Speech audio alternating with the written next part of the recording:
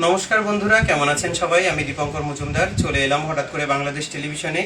আজকে আমার রেকর্ডিং ছিল, তারপর দেখা হয়ে গেল দেশবরেণ্য গীতিকার সুরকার সর্বজন শ্রদ্ধেয় মিল্টন খন্দকার স্যারের সঙ্গে। স্যার কেমন আছেন? আছি ভাই, ভালো আছি। পরিবারের সবাই কেমন আছে? পরিবারের সবাই ভালো আছে। যাক, জেনে অনেক ভালো লাগলো।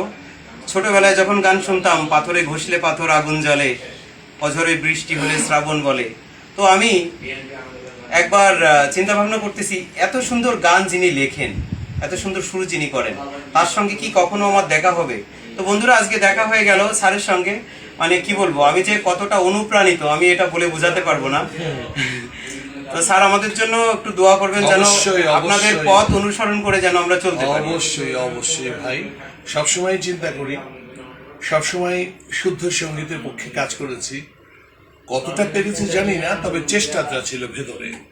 এই যে আজকে দীপক আমাদের কাছে আছে, দীপঙ্কর, আমি দীপকই বলি বেশিরভাগ সময়। Thank you. যা হোক, দীপঙ্করকে আমরা অনেক কাছে পেয়েছি। দীপঙ্কর চেষ্টা করে যাচ্ছে নিরন্তর যে শুদ্ধ সঙ্গীতের সাথে থাকা।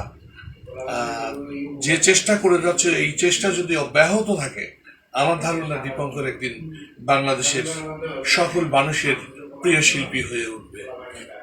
সে পর্যন্ত ভালো থাকবেন সবাই। আমার পক্ষ থেকে দীপঙ্করের জন্য অনেক দোয়া এবং আপনাদের জন্য শুভেচ্ছা। আর সবাই দোয়া করবেন আমার জন্য। আমার জীবনে একটাই স্বপ্ন, আমি যেন স্যারের সুর করা একটি গান আমার কণ্ঠে ধারণ করতে পারি। পেলেই কাজটা শুরু করব। অসংখ্য ধন্যবাদ স্যার, ভালো থাকবেন। ওকে ওকে ওকে ওকে ভাই, ওকে ওকে, ঠিক আছে।